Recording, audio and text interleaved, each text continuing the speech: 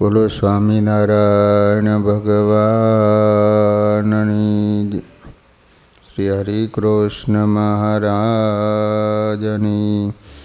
શ્રી રાધા કૃષ્ણ દેવની.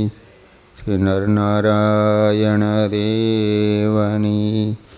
શ્રી લક્ષ્મીનારાયણ દેવની જય.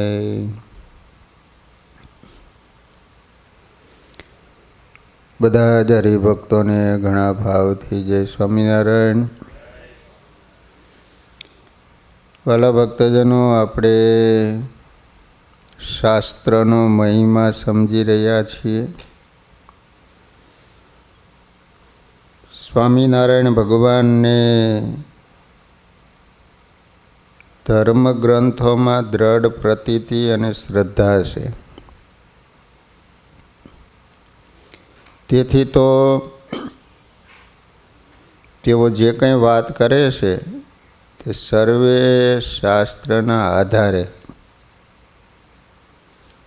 એમના સાર રૂપે કરે છે, પણ કેવળ બુદ્ધિની કલ્પનાથી વાત કરતા નથી.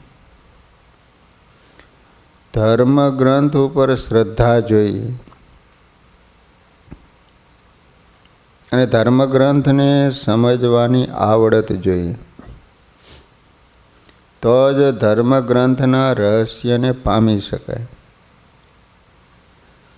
ધર્મગ્રંથમાં તત્કાલીન કાળ પાસે જે કાંઈ જાણકારી કે માહિતી હોય એના પાયા ઉપર ઊભા રહીને જ પ્રત્યેક મહાપુરુષે તત્પૂરતી વાત કરી હોય છે.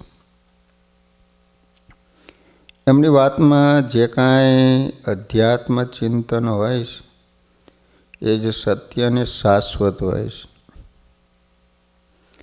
પરંતુ જે કાંઈ ભૌતિક કથનો હોય છે એ તો એની પાસે જે તત્પૂરતી જાણકારી હોય એનાથી દોરવાયેલા હોય છે. ઋષિઓ, ઈસુ કે મહમ્મદ વગેરે જે કાંઈ ચિંતન કર્યું એ અધ્યાત્મ દર્શન બને, પણ જે કાંઈ તત્કાલીન પરિસ્થિતિના સંદર્ભમાં કહ્યું હોય એને અધ્યાત્મ દર્શન ન માની લેવાય. શંકરાચાર્યજી કહે છે કે એને તો બુદ્ધિની તરાજુએ તોડવું જોઈએ. વેદમાં જે કહેવાયું હોય એ સત્યનો સ્વીકાર, પણ એ સાથે જો વેદમાં અગ્નિ ગરમ નથી એવું કહેવાયું હોત તો એનો શી રીતે સ્વીકાર થાય? વેદ 4 જ છે. પરંતુ જો 100 વેદો સાથે મળીને પણ અગ્નિ ગરમ નથી એમ કહીએ તોય એનો સ્વીકાર કરી શકાય નહીં. અહીં ભગવદ્ ગીતામાં આખરી શ્લોકમાં અર્જુને ભગવાન શ્રી કૃષ્ણની કહેલી વાત યાદ આવે છે. ગીતા જ્ઞાનના અંતિમ ચરણમાં અર્જુન કહે છે કે કરીષ્યે વચનમ તવ. હે કૃષ્ણ, તમે જે કહ્યું એનો હું સ્વીકાર કરું છું. તમે જે કહેશો એમ કરીશ. પણ શ્રી કૃષ્ણ પ્રભુ નથી ઈચ્છતા કે અર્જુન આ વાતનો માત્ર પોતે કહ્યું છે માટે સ્વીકાર કરે. તરત જ ભગવાન શ્રી કૃષ્ણ કહે, યથેચ્છથી તથા કુરુ. હે અર્જુન, મેં કહ્યું છે માટે નહીં, તારા મનમાં બેસે તો જ આમ કરજે. આમ અહીં પણ શ્રી કૃષ્ણ પ્રભુએ કોઈ વાતનો સ્વીકાર આંખ મીચીને નહીં, પણ બુદ્ધિમાં સહજ સમજમાં ઉતરે એ જ રીતે કરવાનું કહ્યું છે.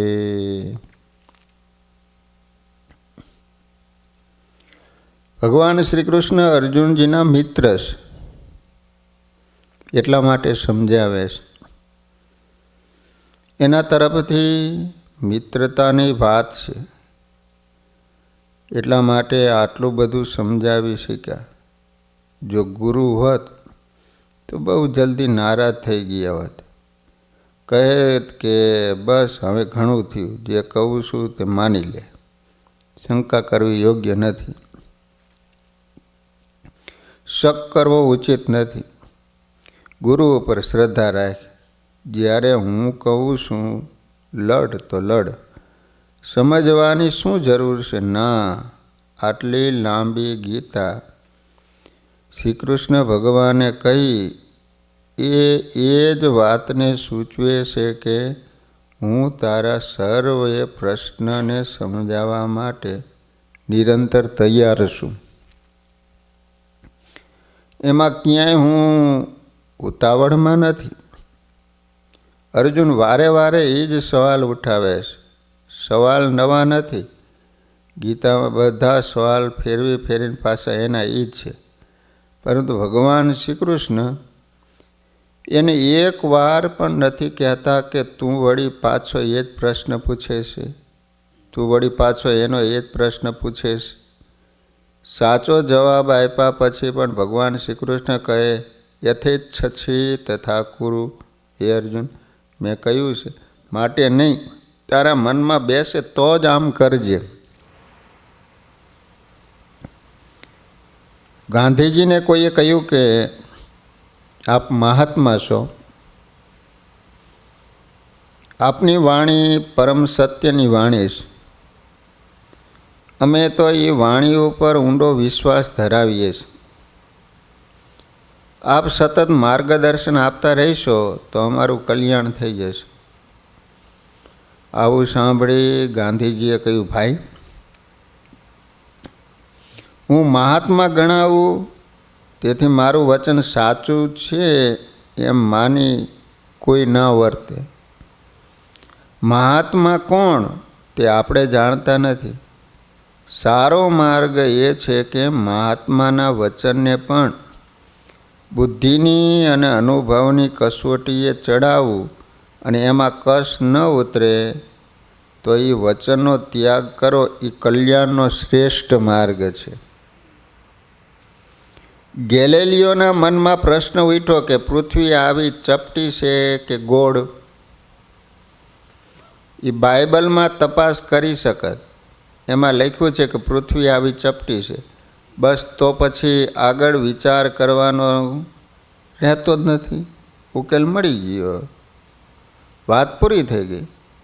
એણે વિચાર્યું કે બાઇબલ પર આધાર નથી રાખવો, હું જાતે તપાસ કરી. જ્યારે શોધ પૂરી થઈ ત્યારે માલુમ પડ્યું કે બાઇબલનું કથન ખોટું છે.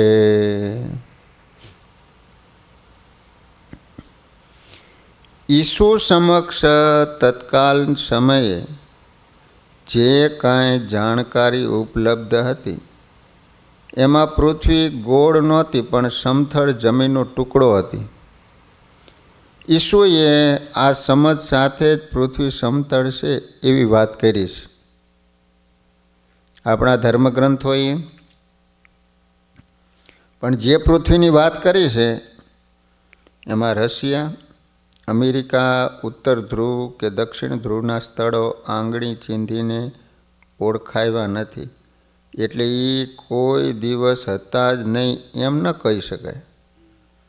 બાઇબલ પછી 1500 વર્ષે જાણકારીનો વિકાસ થયો ત્યારે વિજ્ઞાને કહ્યું પૃથ્વી સપાટ જમીનનો ટુકડો નથી, એ તો એક ગોળાકાર પ્રદેશ છે.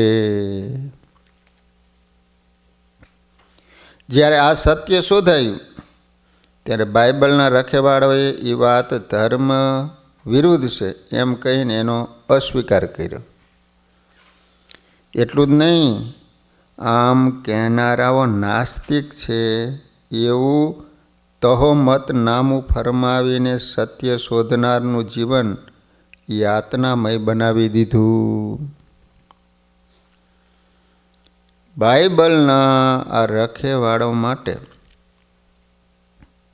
આ એટલા માટે જરૂરી હતું કે જો એકવાર બાઇબલની વિરુદ્ધ વાત સાબિત થાય તો બાઇબલની બીજી વાતોમાં એ લોકો અસ્વીકાર કરવા માંડે.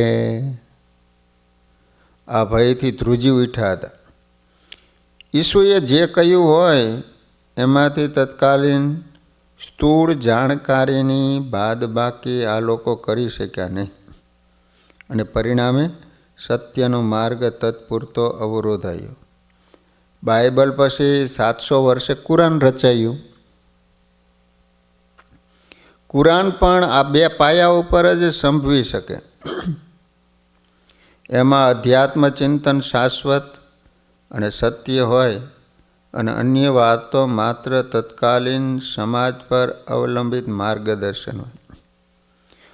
કોઈ પણ ધર્મગ્રંથને જોવા સમજવા માટે આ જ ઉત્તમ અને તાર્કિક માપદંડ છે.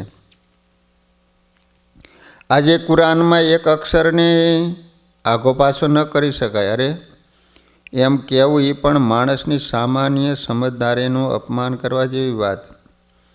આપણા ધર્મગ્રંથોમાં બહુધા પુરુષને પુરુષોત્તમ કહ્યા છે એમ જે લખ્યું હોય એ જ શબ્દોનો સ્વીકાર ન થાય, કારણ કે તત્કાલીન સ્થૂળ જાણકારીને લક્ષ્યમાં લઈને જ લખાયું હોય. એ જ રીતે કુરાનને કોઈ બૌદ્ધિક માપદંડથી ચકાસ્યા વિના અક્ષરશ સ્વીકારી શકાય નહીં. કુરાનમાં લખ્યું છે કે અદાલતમાં સાક્ષી તરીકે એક પુરુષની જુબાની બરાબર 2 સ્ત્રીની જુબાની એવું ઇસ્લામિક દેશોનું અર્થઘટન આજે રમૂજ અને દયા પ્રેરે એવું છે.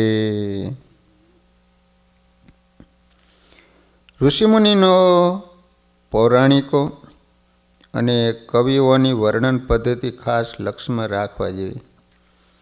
કોઈ પણ વસ્તુ નૈસર્ગિક બનાવો.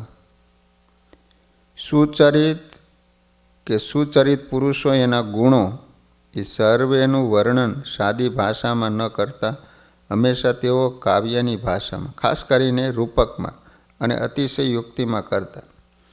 રાહુ નામનો રાક્ષસ સૂર્યચંદ્રના ગ્રહણ વખતે ગ્રાસ કરે છે. વર્ષાનો દેવતા ઇન્દ્ર મેઘરૂપી ઉડતા પર્વતોની પાંખનું છેદન કરે છે. શ્રી કૃષ્ણ ભગવાન કાલિય નાગનું દમન કરી ગોકુળના ગોપો અને ગાયોને એના વિષના કે અપહરણના ભયમાંથી મુક્ત કરે છે. આ વર્ણનો રૂપકોના દ્રષ્ટાંતો છે. રાવણનું સહસ્ત્રાર્જુનનું બળ દર્શાવવાને 10 મસ્તક અને 1000 હાથવાળા કલ્પાસ. હનુમાન આખો પર્વત ઉપાડે અને સમુદ્ર તરી જવાને બદલે કૂદકો મારી ઓળંગી જતા વર્ણવ્યા છે.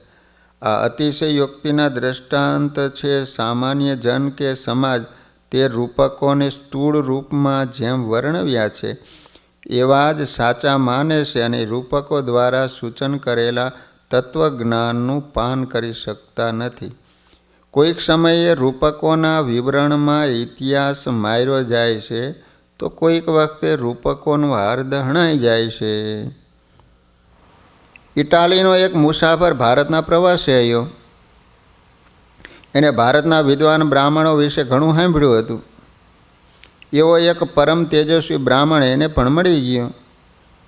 ગ્રહણને દિવસે એને બ્રાહ્મણને ગ્રહણનું મહત્ત્વ સમજાવવા વિનંતી કરી.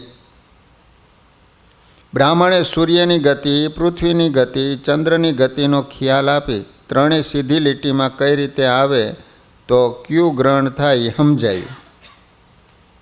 બંને વાત કરતા હતા ત્યાં એક હરિજન રસ્તો સાફ કરવા ઝાડુ લઈને આવ્યું. એને નમસ્કાર કરીને બ્રાહ્મણને પૂછ્યું, હે મહારાજ, તે આ ઘરણ થાય એટલે શું થાય? બ્રાહ્મણે ટૂંકો ટચ જવાબ આપ્યો, ઘરણ થાય એટલે રાહુ સૂર્યને ગળી જાય, બીજું કશું નહીં. પહેલાં ઇટાલિયને પાછળથી બ્રાહ્મણને કહ્યું, તમે મને વિજ્ઞાનની વિગતો સમજાવી અને પહેલાંને કેમ આવો જવાબ આપ્યો? જવાબમાં બ્રાહ્મણે કહ્યું, જ્ઞાન બધા માટે નથી. સર્વે શાસ્ત્રમાંથી રહસ્ય કાઢી આપું, કહી દેખાડવું એ ઘણું કઠણ છે. ભગવાન સ્વામિનારાયણ વચનામૃતમાં જે કંઈ વાત કરી સર્વે શાસ્ત્રોના સાર સિદ્ધાંત રહસ્યરૂપ. એમણે ખૂબ જ નાની બાળ વયે સર્વશાસ્ત્રનો અભ્યાસ યથાર્થ કરીને સર્વમાંથી રહસ્ય જુદું તારવીને શાસ્ત્રોના સાર રૂપે એક ગુટકો તૈયાર કર્યો. તેઓ સર્વશાસ્ત્રના યથાર્થ રહસ્યને પૂર્ણપણે પામ્યા હતા. એટલે તો કાશીમાં ફક્ત 10 વર્ષની ઉંમરે એમણે વિદ્વાન પંડિતોની સભા જીતીને સર્વને મંત્રમુગ્ધ કરી દીધા હતા. સંપ્રદાયની સ્થાપના કર્યા પછી પણ તેઓ અવારનવાર સર્વે સત્શાસ્ત્રોનું વાંચન કરતા અને સંતો ભક્તોની પાસે વાંચન કરાવીને સાથે સાથે તે શાસ્ત્રોમાંથી રહસ્યરૂપ, પરમ સિદ્ધાંતરૂપ અને સારરૂપ વાતો પણ કરતા. સ્વામિનારાયણ ભગવાન બાળપણથી જ શાસ્ત્ર પ્રેમી રહ્યા છે. પિતા ધર્મદેવને જ્યારે બાળપ્રભુ શ્રી ઘનશ્યામની પરીક્ષા કરવાની ઈચ્છા થઈ ત્યારે ઘનશ્યામની આગળ વસ્ત્ર, પાત્ર, આયુધ, સોનામોર અને શાસ્ત્ર મૂક્યા. તેમાં શાસ્ત્ર છેક છેડે મૂક્યું હતું. બાળપ્રભુ હજુ ગોઠણભેર માંડ ચાલતા હતા.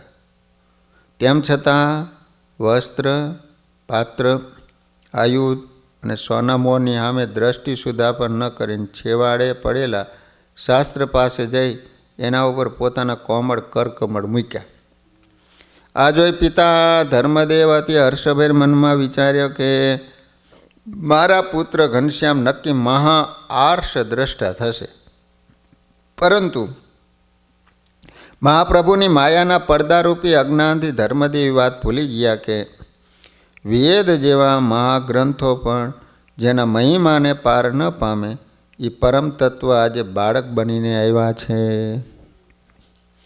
અને કાળા માથાના માનવીથી શક્ય ન બને એવું કાર્ય એમને વિશ્વભરના બધા શાસ્ત્રોના સારરૂપ શિક્ષાપત્રી જેવી અજોડ બક્ષિસ ભારત વર્ષને આપશે. લગભગ 7 વર્ષની વયે બાળપ્રભુ શ્રી ઘનશ્યામનો પોતાના બ્રાહ્મણ કુળના રિવાજથી યજ્ઞોપવિત સંસ્કાર કરવામાં આવ્યો. યજ્ઞોપવિત પછી શાસ્ત્ર અભ્યાસ માટે વિદ્યાગુરુ શોધવા માટે ઘનશ્યામને બહાર જવાની જરૂર ન પડી. કારણ કે પિતા ધર્મદેવ પણ ખૂબ સારા શાસ્ત્રજ્ઞાતા હતા. તેથી પિતાશ્રીને પોતાના વિદ્યાગુરુ સ્વીકારી સૌ પ્રથમ સામવેદનો અભ્યાસ અલ્પકાળમાં અથથી આરંભીને ઇતિ પર્યંત પૂરો કર્યો. ત્યારબાદ સામાન્ય માણસ જીવન પર્યંત ન ભણી શકે એટલા શાસ્ત્રો રામાયણ, મીમાંસા, કાવ્ય, પુરાણ, મહાભાષ્ય વગેરે લગભગ 4 વર્ષના અલ્પકાળમાં ભણી ગયા. એટલું જ નહીં, પરંતુ મોટા મોટા વિદ્વાનો જિંદગી પર્યંત શાસ્ત્રોનું અધ્યયન કરે છતાં જે સાર બાળપ્રભુ શ્રી ઘનશ્યામ મહારાજે બાલ અવસ્થામાં શાસ્ત્રોનું મનોમંથન કરીને કાઢ્યો હતો એમાં શ્રીમદ ભાગવત પુરાણમાંથી 10મ અને 5મ સ્કંદ સાર રૂપે લીધા. સ્કંદ પુરાણના સાર રૂપે શ્રી વાસુદેવ મહાત્માનું ગ્રહણ કર્યું. મહાભારતના સાર રૂપે ભગવદ્ ગીતા, વિદુર નીતિ અને વિષ્ણુ સહસ્ત્ર નામ તમામ ધર્મશાસ્ત્રના સાર રૂપે યાજ્ઞવલ્ક્ય સ્મૃતિને સ્વીકારી પોતાના સ્વહસ્તે 4 શાસ્ત્રોના સારને એવો આલેખી સ્વામિનારાયણ સંપ્રદાયનો પહેલો ગ્રંથ ભગવાન શ્રી હરિએ તૈયાર કર્યો, જેને પોતાના ગ્રહ ત્યાગ સમય સાથે લીધો. એ જ પ્રસાદી ગુટકાના વડતાલમાં શ્રી અક્ષરભુવનમાં આજે પણ દર્શન થાય છે. મહાપ્રભુ સ્વધામ ગમન પહેલાં યાવત ચંદ્ર દિવાકરો સૂર્યચંદ્ર તપે ત્યાં સુધી મુમુક્ષુજનોનો મોક્ષ સદૈવને માટે થતો રહે એવા હેતુસર ગઢપુરમાં બેસી 3 ગૂઢ સંકલ્પો કર્યા. તે પૈકીનો એક સંકલ્પ શાસ્ત્રોની રચના કરું, મારા સંતો પાસે રચના કરાવું. એના ભાગરૂપે સંવંત 1882 માસ સુધી વસંત પંચમી. પવિત્ર દિવસે 324 શાસ્ત્રોના 3949 જેટલા સંદર્ભોને ગાગરમાં સાગર સમાયો હોય તેમ 212 શ્લોકના નાનકડા ગ્રંથમાં સમાવી લીધો, જેનું નામ રાખવામાં આવ્યું શિક્ષાપત્રી.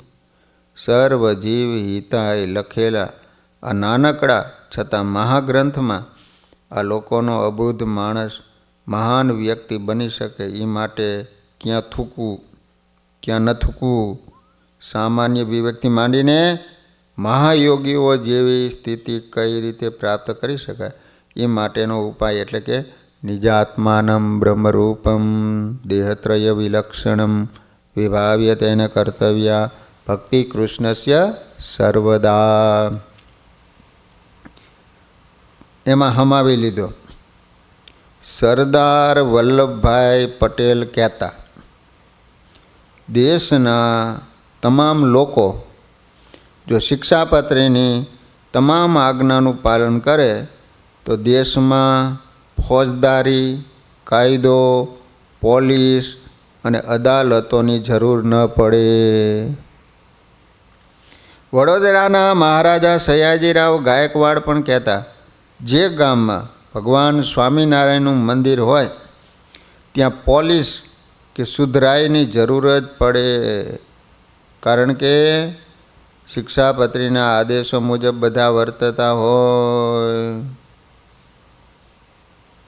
લો, સ્વામિનારાયણનું મંદિર હોય અહીંયા પોલીસની જરૂર જ ન પડે. વડતાલના સપ્તમ આચાર્ય પ્રવર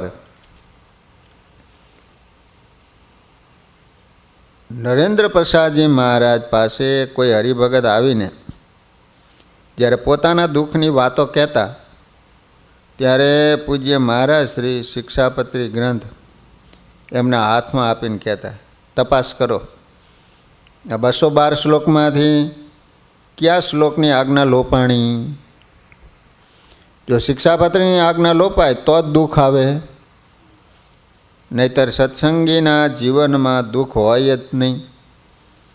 સત્સંગીનું દુઃખ તો શ્રીજી મહારાજે જેતપુરમાં રામાનંદ સ્વામીની પાસે માગી લીધું છે.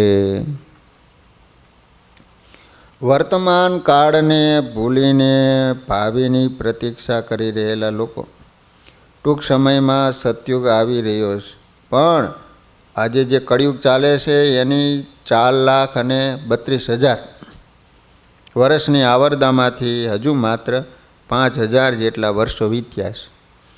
કળિયુગ એની પૂર્ણ આવરદા ભોગવવાનો છે એ વાત નક્કી છે, પરંતુ કળિયુગમાં સતયુગ લાવવાની કળા શિક્ષાપત્રીમાં બતાવી છે. સ્વયં શ્રીજી મહારાજના આશીર્વાદ છે. જે આ ગ્રંથ પ્રમાણે વર્તશે તે આલોક અને પરલોકને વિશે મહાસુખ્ય થશે.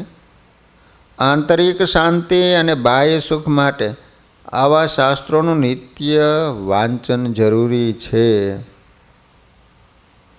એટલા માટે શ્રીજી મહારાજે શિક્ષાપત્રીમાં આજ્ઞા કરી છે કે શિક્ષાપત્રીનું પાઠ કરો, અમારી વાણી છે. સ્વામિનારાયણ સંપ્રદાયમાં આજે પણ સંતો ભક્તો શિક્ષાપત્રીના વાંચન વિના જળ પણ પોતાના મુખમાં નથી મૂકતા.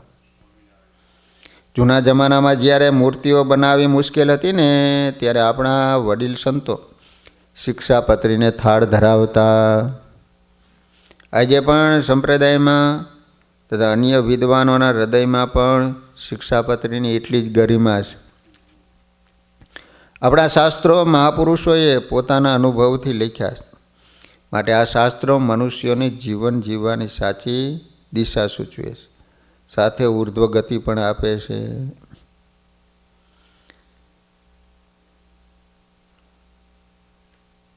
મહાપ્રભુ શ્રી હરિના આવા અણમોલ વાક્ય રત્નોને પણ આપણા 4 નંદ સંતો સદગુરુ ગોપાળાનંદ સ્વામી, સદગુરુ મુક્તાનંદ સ્વામી, સદગુરુ નિત્યાનંદ સ્વામી અને સદગુરુ સુકાનંદ સ્વામી અને 5મા બ્રહ્માનંદ સ્વામી મળી અને ગ્રંથસ્થ કર્યો, જેનું નામ છે વચનામૃત.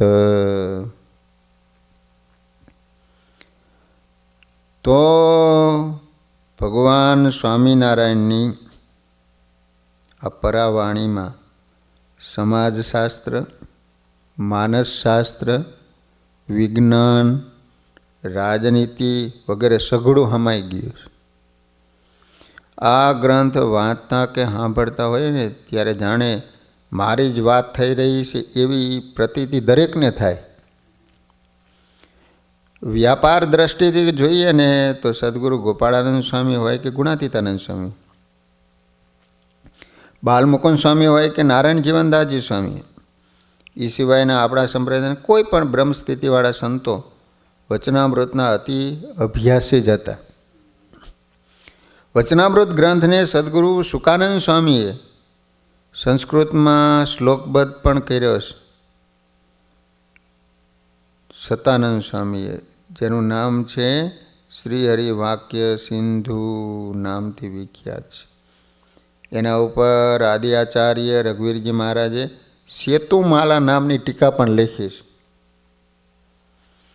વચનામૃત વિશે એક વાક્યમાં કહેવું હોય ને તો એટલું કહી શકાય કે સ્વામિનારાયણ સંપ્રદાયના સિદ્ધાંતો અને શ્રી સ્વામિનારાયણ ભગવાનના રહસ્ય અભિપ્રાયને જાણો હોય તો વચનામૃતના જ્ઞાન પીપાસુ થવું જ રહ્યું. તો સ્વામિનારાયણ સંપ્રદાયનો મહાન ગ્રંથ એટલે વચનામૃત. આ ગ્રંથનું વિશેષ મહાત્મ્ય એટલા માટે પણ છે કે ગ્રંથના એક એક પ્રકરણ, એક એક અધ્યાય, એક એક શબ્દ ભગવાન સ્વામિનારાયણે સ્વયં વાંચ્યા છે સત્સંગી જીવન. અને પોતાની માનુષિક લીલાને વીરમાવી જ્યારે સ્વધામ ગયા ત્યારે પણ યાવ ચંદ્ર દિવાકરવ સંપ્રદાયની પુષ્ટિ માટે મહત્ત્વના શાસ્ત્ર તરીકે શ્રીમદ સત્સંગી જીવન ઉપર વિશ્વાસ મૂક્યો છે, જેની નોંધ એ જ શાસ્ત્રમાં આ પ્રમાણે સતાનંદ સ્વામીએ લખ્યું. કળિયુગમાં ભવિષ્યમાં થનારા જનોનો સંસાર સાગરમાંથી ઉદ્ધાર કરવા માટે સતાનંદ મુનિ પાસે સત્સંગી જીવન નામનો ગ્રંથ કરાયો. તે ગ્રંથ ઘણું કરી સમાપ્ત પ્રાય જ છે. આ રીતે મેં મારાથી જે કાર્ય કરવા યોગ્ય છે તે સર્વે સંપાદન કરેલું છે. માટે આ પૃથ્વીથી હવે મારું અસાધારણ જે અક્ષરધામ ત્યાં જઈશ. સતાનંદ સ્વામી જ્યારે ગ્રંથ લખતા ને ત્યારે એક એક પ્રકરણ પૂરું થતું જાય તેમ તેમ ભગવાન શ્રી હરિને બતાવતા હતા. 5 પ્રકરણો પૂરા થયા ત્યારે ભગવાન એ ગ્રંથને પોતાના મસ્તક ઉપર લઈને નાતા કૂદતા દાદા ખાચરના દરબારથી છેક લક્ષ્મીવાડી સુધી લઈ ગયા હતા. અને ભગવાન બોલ્યા, રમણીય મિદમ શાસ્ત્રમ સર્વશાસ્ત્ર શિરોમણી. આજે પણ આ ગ્રંથની પારાયણો વિદ્વાન બ્રહ્મનિષ્ઠ સંતો દ્વારા સંપ્રદાયમાં ઠેર ઠેર થાય છે.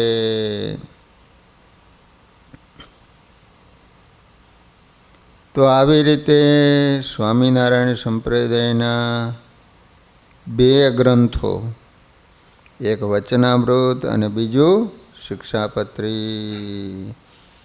આ ઉપરાંત ભગવાન સ્વામિનારાયણના સિદ્ધાંતોને જીવંત રાખવા માટે યથાસમય આ તમામ શાસ્ત્રોનું વિદ્વાન સંતો દ્વારા મનોમંથન કરી તાજેતરમાં પણ એ શાસ્ત્રોના સારરૂપ અન્ય ગ્રંથો પ્રકાશિત કરવામાં આવી રહ્યા છે. યુગ કદાચ ગમે એટલો આધુનિક કેમ ન થઈ જાય, ટપાલ વ્યવહાર બંધ થઈ ને ઈમેલનો જમાનો ભલે આવી જાય, તેમ છતાં ભારતીય સંસ્કૃતિના વારસાને અને સંસ્કારોને જો જીવંત રાખવા હોય તો શાસ્ત્રો સદા અનિવાર્ય જ રહેશે.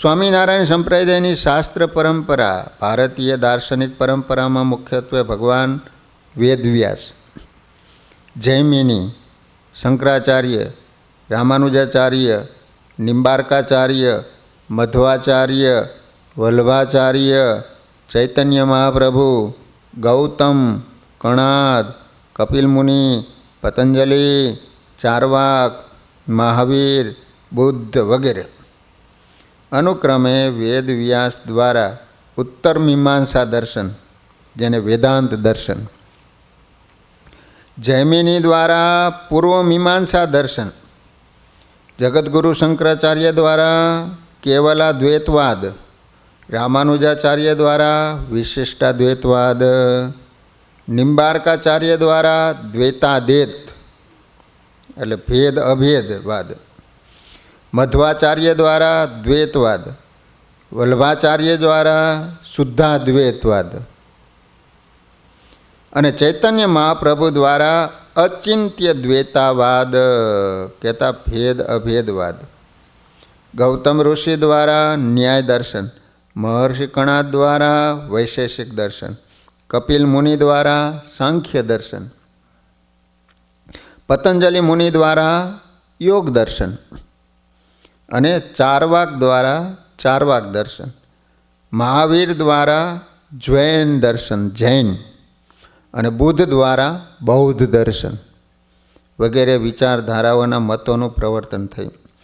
પ્રત્યેક દાર્શનિકની વિભિન્ન અનુભૂતિઓ અનુસાર અનેક પ્રકારના મતાંતરો થયા. બધાના વિચારો અલગ અલગ, એ પ્રમાણે એને બનાવ્યા હોય.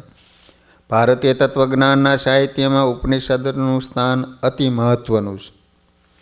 ઉપનિષદોના ઋષિમુનિઓનો મંત્રદ્રષ્ટા કહેવાય છે. એટલે કે એમને ઉપનિષદોનું જ્ઞાન પરમાત્માએ આપેલી પ્રેરણાથી પ્રાપ્ત થયેલું મનાય છે.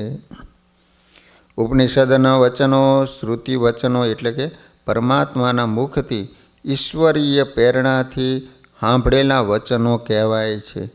એટલે બધા પ્રમાણોમાં શ્રેષ્ઠ પ્રમાણ ગણાય છે ઉપનિષદ. વ્યવહારમાં પણ આપ્તવાક્યો પ્રત્યક્ષ પ્રમાણ કરતાં પણ વધારે સબળ મનાય છે. ભારતીય તત્વજ્ઞાનમાં મુખ્ય પ્રમાણ ગ્રંથો 3 ગણાય. એક ઉપનિષદ, બીજું બ્રહ્મસૂત્ર અને ત્રીજું શ્રીમદ ભગવદ્ ગીતા. આ 3 ગ્રંથોના સમૂહને ભારતીય તત્વજ્ઞાનની પ્રસ્થાનત્રયી કહેવામાં આવે છે. પ્રસ્થાનત્રયી ઉપનિષદ, બ્રહ્મસૂત્ર અને ભગવદ્ ગીતા. ભારતમાં ગમે તે સંપ્રદાય ધર્મ હોય પણ એવી પ્રણાલિકા પ્રવર્તતી આવી છે કે તે પોતાના જ્ઞાન મતની પુષ્ટિ પ્રસ્થાનત્રયીના આધારે જ કરે છે. જૂના વખતમાં પ્રવર્તતી માન્યતા પ્રમાણે તો પ્રસ્થાનત્રયી ઉપર ભાષ્યની રચના કરવી એ ધર્મ આચાર્યનું એક આવશ્યક લક્ષણ ગણાતું હતું. કોઈ પણ સંપ્રદાય હોય તો આને આધારે જ હોવો જોઈએ. સ્વામિનારાયણ સંપ્રદાય વિશ્વના તમામ ધર્મો કે સંપ્રદાયો કરતાં આ બાબતમાં એક સોપાન ચડિયાતો છે. વિશ્વના કોઈ પણ હિન્દુ સંપ્રદાયમાં દ્રષ્ટિપાત કરીએ ને તો ઉપરના નિયમ પ્રમાણે જાણવા મળશે કે તે સંપ્રદાયના આચાર્યોએ ભારતીય તત્વજ્ઞાની પ્રસ્થાનત્રયી એટલે કે ઉપનિષદ, બ્રહ્મસૂત્ર અથવા તો શ્રીમદ ભગવદ્ ગીતા ઉપર ભાષ્ય રચ્યા છે. ત્યારે તેમને સમાજે તે સંપ્રદાયના આચાર્ય તરીકે સ્વીકાર્યા છે.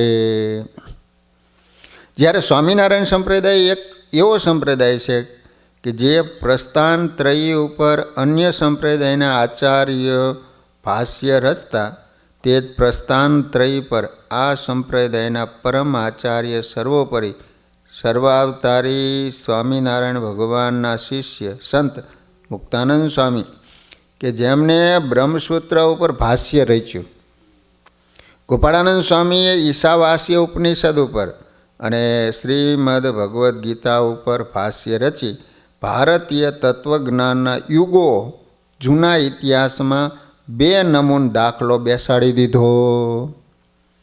ભગવાન સ્વામિનારાયણ તો સ્વયં સર્વેશ્વર પરબ્રહ્મ પરમાત્મા હતા, પરંતુ એમની પાસે તો આવા સેંકડો આચાર્યો પોતાના જીવન સમર્પણ કરી ભગવો ભેગ ધારણ કરી રહ્યા હતા. લો,